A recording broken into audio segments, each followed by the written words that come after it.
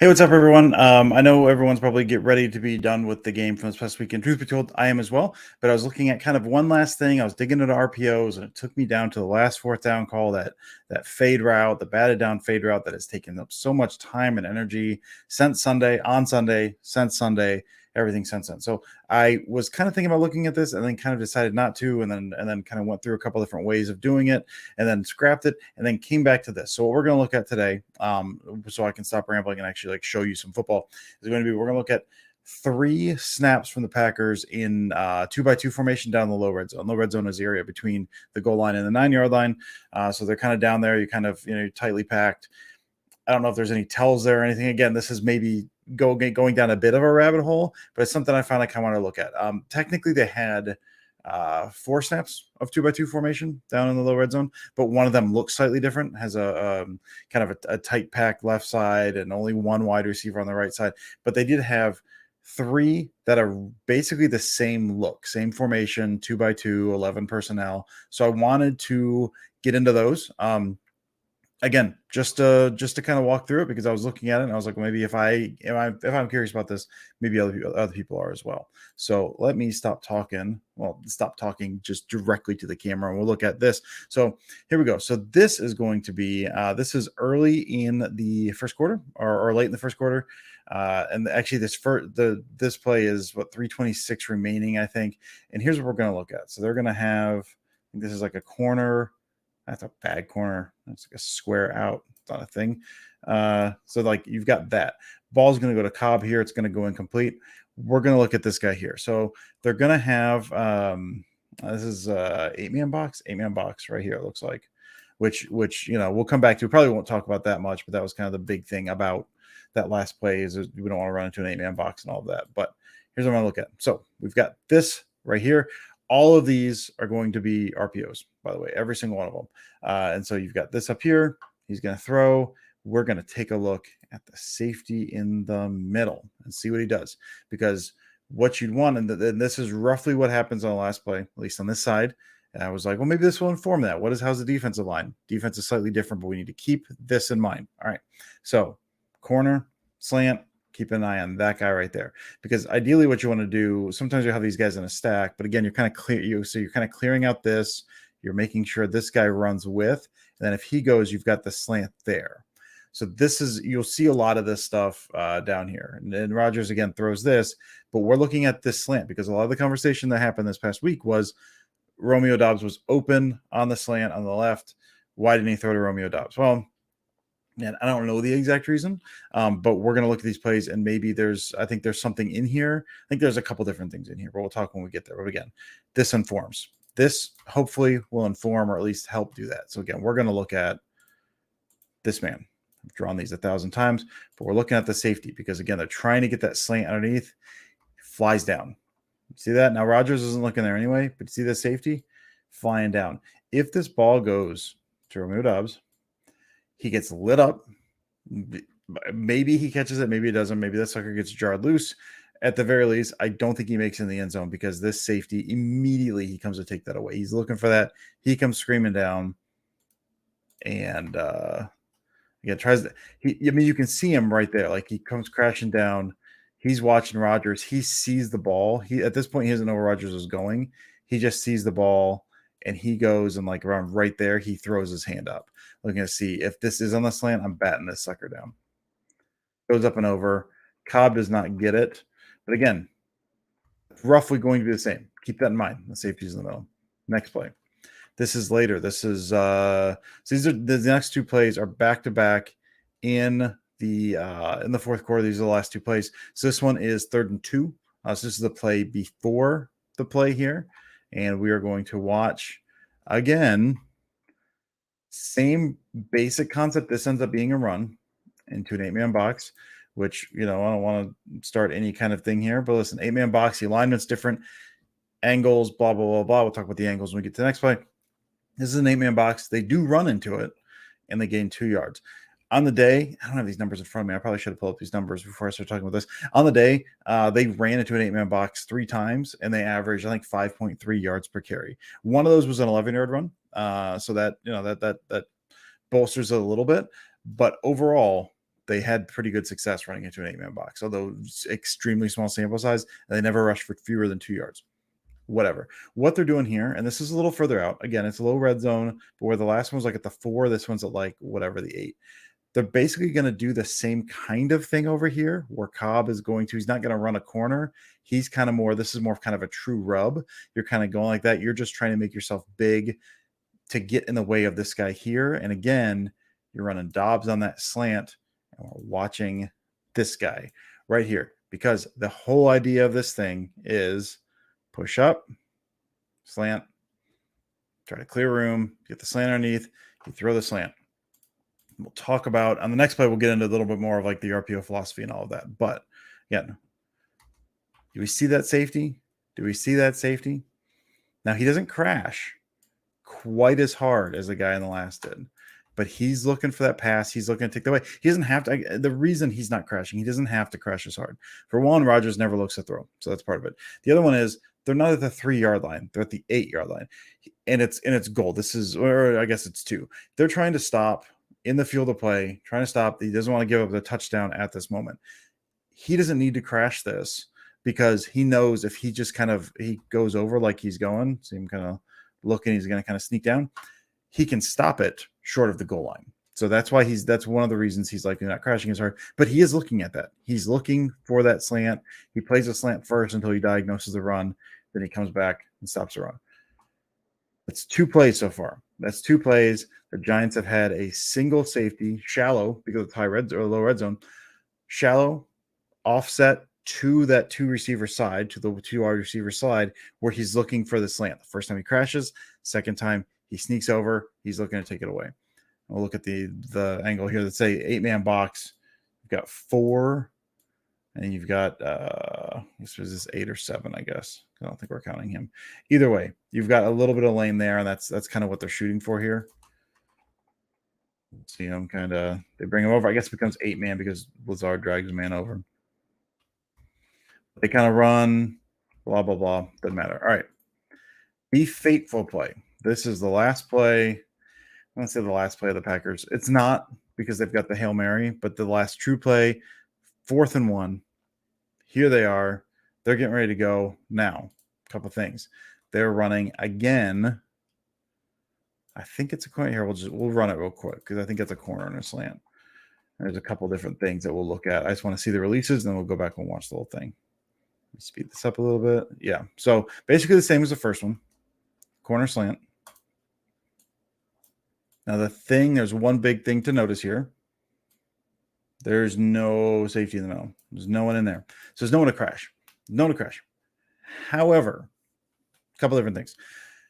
For starters, one thing the Giants have been doing all game, and they don't do it here because they're bringing, I think they're bringing the house, if I'm not mistaken, is these mugged up guys here, they kind of would show them a look, and then they drop off into coverage there. So take that away. Where's the slant going? Here. Now, it's not running to the middle. You're running it there, but they've been playing games. Wink Martindale is very, very good at that. Been playing games all day.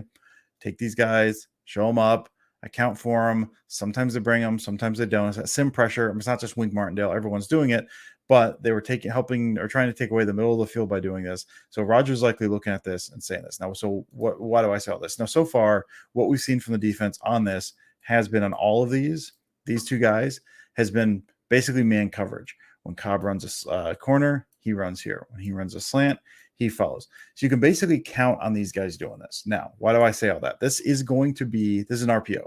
So the way the Packers run RPOs, it's not necessarily different from other teams do them.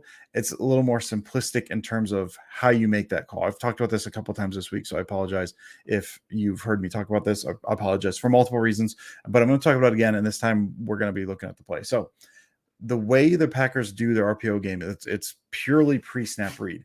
Rarely, or my dog sneezing, rarely, if ever, do the Packers do a true post-snap read, even for their vertical hitting stuff. And I think one of the reasons for that, I say true post-snap read. What that post-snap read is like you're reading a conflict defender. And so if this is, say, like a glance route, which it's not, this guy here would be the conflict defender. you don't know whether you're throwing the ball until after you snap the ball. You snap the ball, you put the ball into the running back's belly, you're watching this guy. If he comes up on the run, that means he's vacated this, and you throw it behind him. If he falls back in the pass, that means he's out of the run fit, and you run it. It's an RPO because you have the option to run or pass, but you don't make the decision until after the ball snap. Rodgers, as near as I can tell, because I think I've seen him do 2 of these, does not like these. So it's pure pre-snap read. He does not like the uncertainty after a snap. Pluses and minuses with that. One of the times he did it was against Denver, I think in the Flores first year, and Von Miller blew it up. And my assumption, I think it was week 4, my assumption is that happened. He's like, well, I'm not doing that again. And he really hasn't. So what he's doing, he's looking at this. You can see him, he's looking over there right now. Again, these guys have been man coverage the other 2 times we've seen this down in the low red zone. That's what they've been doing. You can't guarantee that, and you also don't know what's going on with here. So there's a couple different things going on. The math on their RPO game is, what's my box count? Right now it's 1, 2, 3, 4, 5, 6, 7, 8. It's 8, and they're all across the line. 8-man box count. And we'll look at the angles from the other side in a second, but that's what you're looking at. It's 8-man. So I can run into an 8-man box count. That's Rodgers thinking pre-snap. I can run into an 8-man box count, or I've got 2 RPO tags here.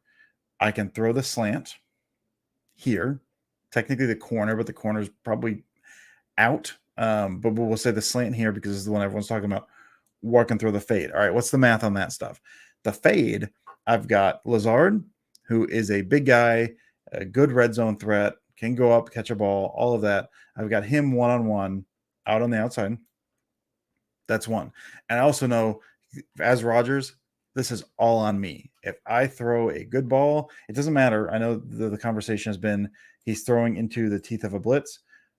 To him, that doesn't matter. And honestly, this ball probably should have gone higher, and that's more the problem than anything else. The teeth of the blitz doesn't matter because he's going to be taking like 1 step and throwing it. To Rodgers, the math is, do I think my guy over here can win this one-on-one? That's it. On the other side of the equation, the math is, not only can this guy win, but you're banking on post-snap stuff. There's a little more confusion over here, a little more things that can happen. Because if you snap this ball, and okay, these guys have been in man coverage so far. So you're carrying that corner, you're carrying that slant. What if they mix it up? What if they banjo this coverage? What if he pulls a slant, he runs the corner, and then instead of running man coverage, this guy sits on the slant, and this guy falls back in the corner? What's dead? Play's dead now. Beyond that, the play's dead. You can't throw the fade because the fade is like 1-step timing. And so if you go back to throw that, you've already burned that. It's too late. You can't do that. You also can't hand the ball off because the running back is already through. He's already passed. Running back's here. You can't hand the ball off. You can't do that. Well, now it's scramble drill, right? Okay, well, now I have to scramble. Except you can't really scramble because the line thinks this is a run. They block RPOs as a run.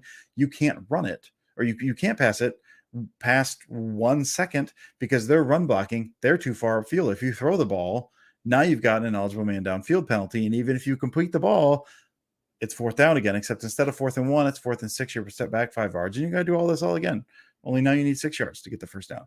So that's the math that's going on. So again, here's what we're looking at.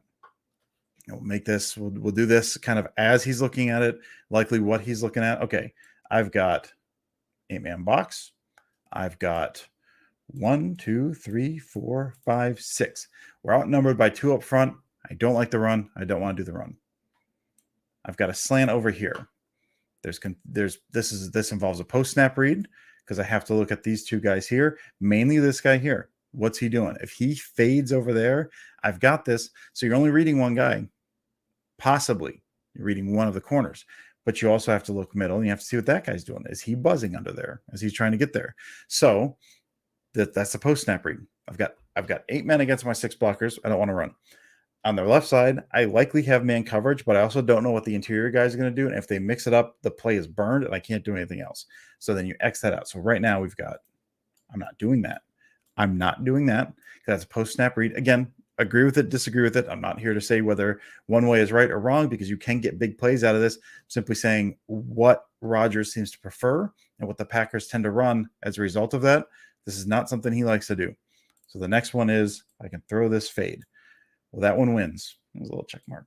That one wins because that's a one-on-one and that's pre-snap, and I know what I'm getting. There's no coverage. No one from here can fall off under that.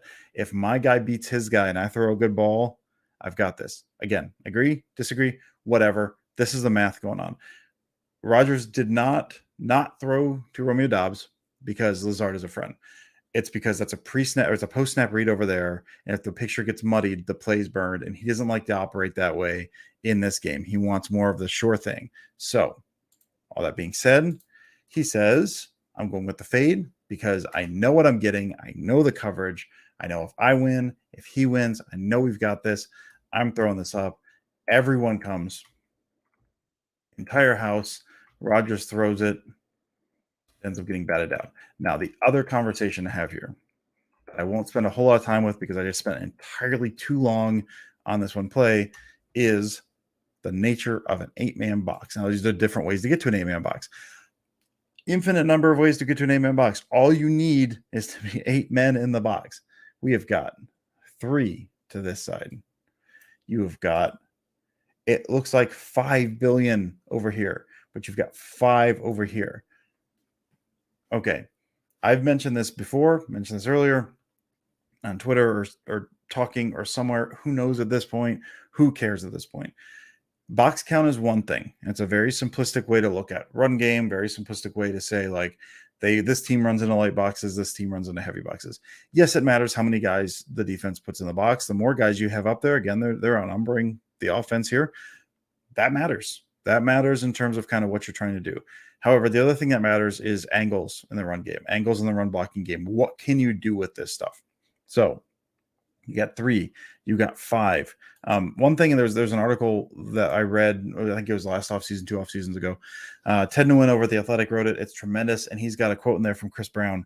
And as far as watching the game live, now that it applies here as well, and we'll get there. When you watch the game live, what's the best way to watch it? One of the best ways to watch it is you look for the green. Before the snap, you look for the green, and then you're limited in broadcast, but you just say, where are the openings? Where do I think the offense is going to attack? And then you watch that area instead of what you can watch the line, you can watch whatever. But if you watch that area of green, and you'll see how that changes with motion, pre-snap motion, all that. Watch the patch of green that you can see on your screen. See if it's open, because that's likely where the offense is going to try to attack. But then that's also possibly where the defense is likely trying to cover up. So you get this cool little push and pull in terms of here's what I think they're going to do, and you can see how the defense reacts. Kind of a fun exercise that I will do when watching a game. It can also apply here because what do we see? Well, it's an 8-man box, but there's no one there. And so if they're running inside run and they've got Dylan, and typically with a shotgun run, he'll come across the face. And so a lot of times maybe he'll continue across, but so he kind of picks up steam, take a couple steps, blah, blah, blah. And then he's there, and you can kind of cut up field a little bit. So sometimes they'll leave the middle open because you've got to cut. You got to really stick your foot in the dirt to get up there. And so you'll see teams a lot of times overloading there, or if you've got this little cutback action, overload that side. But they're leaving that middle open. So what does that leave the offense do? Who cares about? We don't care right now about the box count. Doesn't matter. What are the angles? What are the blocking angles? Bang, bang. You got kind of a tough block there. You come up there. You can block that middle. Now, and they've said in the post-game press conference, and I want to talk about angles. This is not the end-all be-all.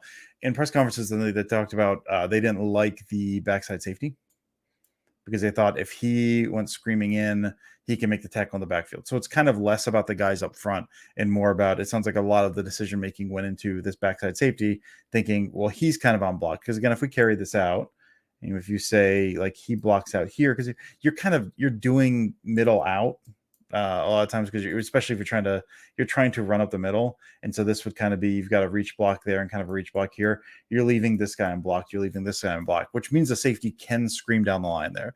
So in the grand scheme of things, that safety is who they're running about, not the running angles. But because I'm talking about this, I'm taking a long time anyway. And if you guys are still watching, I wanted to cover this. In the run game, it is about box counts, but it's always more about the angles and the blocking angles more than it is the actual box count. And from here, and we'll let this play out. Again, hindsight 2020 and all that, but just looking at this image as is, the angles look pretty good for what the Packers want to do. What the Packers want to do, it's an inside zone run play, which was the tag for all the other two RPOs we looked at today as well. And so I just wanted to point that out while we're here. Let's run it. We'll see how that looks. We already know how it looks, but we looked at the angles. What can they do with the angles? Right there. So again, we get Myers blocking out.